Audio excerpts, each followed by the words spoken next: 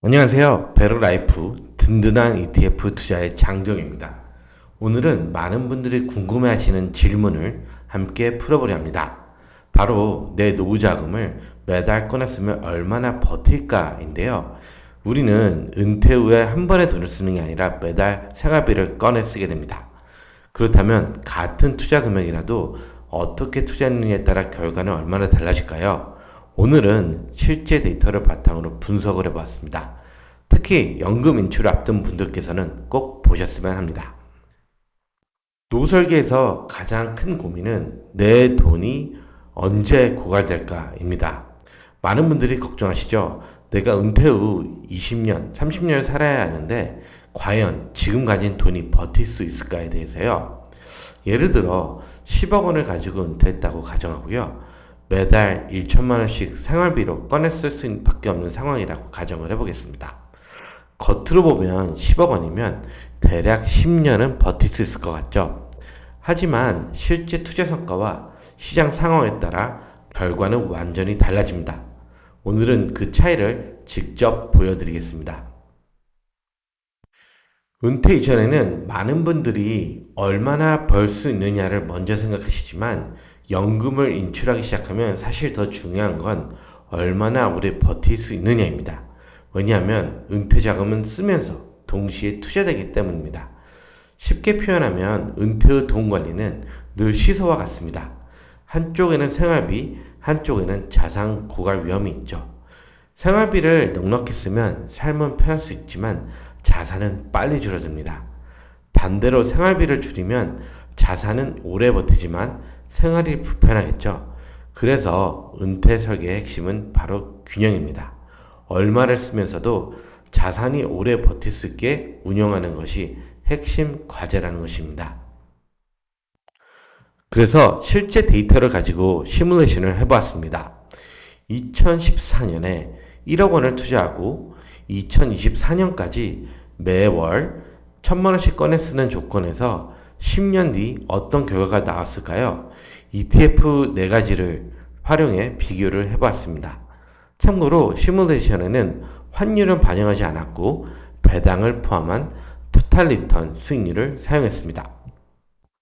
시뮬레이션에 활용한 ETF 4가지를 간단히 소개드리겠습니다.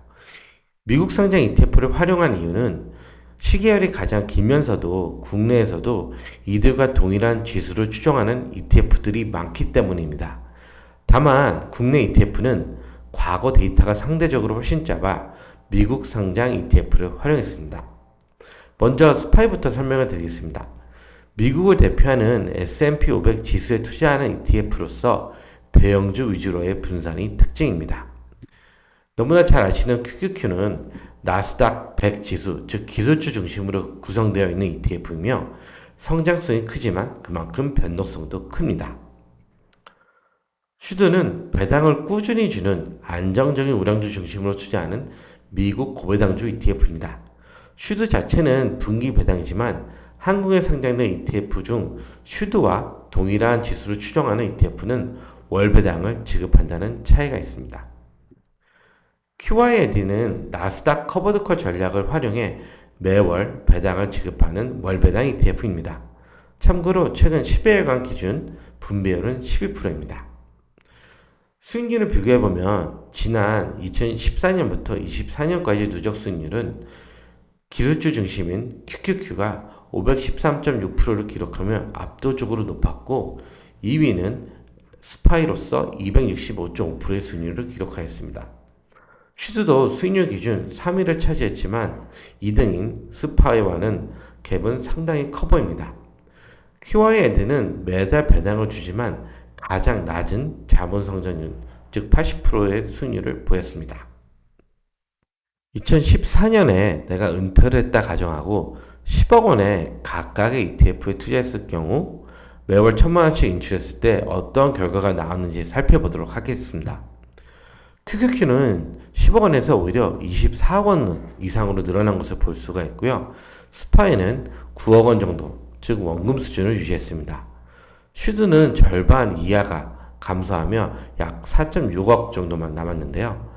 가장 최악의 결과는 QYLD로 약 1억 원대까지 자금이 줄어들었습니다. 같은 조건에서도 ETF 성격에 따라 자산이 얼마나 버티는지가 이렇게 큰 차이가 있습니다. 얼핏 보면 무조건 성장주 ETF에 투자하는 것이 제일 좋아 보일 수도 있지만 꼭 그렇지는 않습니다. 이유는 뒤 영상에서 말씀드려 보겠습니다. 이번에는 동일한 조건에서 매월 생활비를 조금 줄여서 600만 원만 인출했다고 가정해 보겠습니다. QQQ는 40억까지 자금이 오히려 늘어난 것을 볼 수가 있고요. 스파이도 2배인 21.5억 원이 되었습니다. 슈드도 14억 원으로 오히려 자금이 늘어난 것을 볼 수가 있고요. QYAD의 경우에도 9.1억 원으로 소폭만 감소한 것을 확인할 수 있습니다. 달라진 점은 기존 월 1000만 원씩 인출했을 경우 대비 슈드와 QRD 모두 잔고가 상당히 많이 남은 것을 확인할 수 있는데요. 생활비 인출 규모가 자산 생존에 얼마나 큰 영향을 주는지 알 수 있습니다. 여기서 중요한 점은 지출 관리도 투자만큼이나 상당히 중요하다는 점입니다. 연금 인출 시기에 성장형과 배당형 ETF의 성격이 어떻게 다른지를 간단히 요약해서 말씀을 드리겠습니다. 스파이와 QQQ 같이 성장성이 있는 ETF의 경우에는 버튼력이 있지만 변동성이 크다는 점을 꼭 알아두셔야 되고요. 슈드와 QID 같은 경우는 심적으로 지속적인 배당이 지급이 되기 때문에 생활비에 안정적일 것 같고 마음이 편하지만은 그에 가서는 자산 소전이 빠르다는 점을 인지를 하고 계셔야 됩니다. 따라서 은퇴 후에는 한쪽만 선택하는 것이 아니라 성장과 인컴, 즉 배당의 균형이 필요합니다. 앞에서도 무조건 성장주에 투자하는 게 좋은 것은 아니다라고 말씀드렸는데요. 왜 이렇게 생각하는지 다음 화면에서 말씀드리겠습니다. 이를 이해하기 위해서는 시퀀스 리스크라는 것을 이해해야 합니다. 이 리스크란 같은 누적 수익률이라도 인출 시기에는 하락장이 언제 오느냐에 따라 결과가 달라진다는 위험을 뜻합니다. 즉 자금을 인출 시 같은 누적 수익률이라도 하락장이 초반에 오느냐 후반에 오느냐에 따라 은퇴 자산의 잔존 기간이 크게 달라지는 위험을 뜻합니다. 이해를 돕기 위해 실제 예시를 통해 말씀드리겠습니다. 이해를 돕기 위해 제가 준비한 케이스입니다. 케이스 A와 케이스 B는 똑같이 88%의 누적 수익을 낸 것을 볼 수가 있는데요.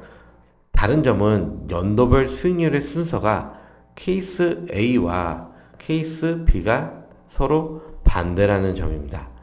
즉 케이스 A는 말기에 오히려 수익률이 저조했고요. 케이스 B는 초기에 수익률이 저조했습니다. 자금에 인출이 없었다고 가정하면 20년 이후 두 포트폴리오의 금액은 똑같아야 됩니다. 하지만 인출을 반영하는 순간 큰 변화가 있는데요. 은퇴 후 10억 원을 투자를 했다 가정하고 연간 6천만 원씩 인출했을 때 20년 동안의 케이스를 살펴보도록 하겠습니다. 보다시피 초반에 하락장을 맞은 B의 경우엔 계좌가 20년을 버티지 못하고 빨리 고갈이 되었습니다. 약 19년째 자금이 고갈된 것을 볼 수가 있는데요. 반면 후반에 하락장을 맞은 경우에는 인출을 다 하고도 4.8억 원이 남았습니다. 이게 바로 시퀀스 리스크입니다.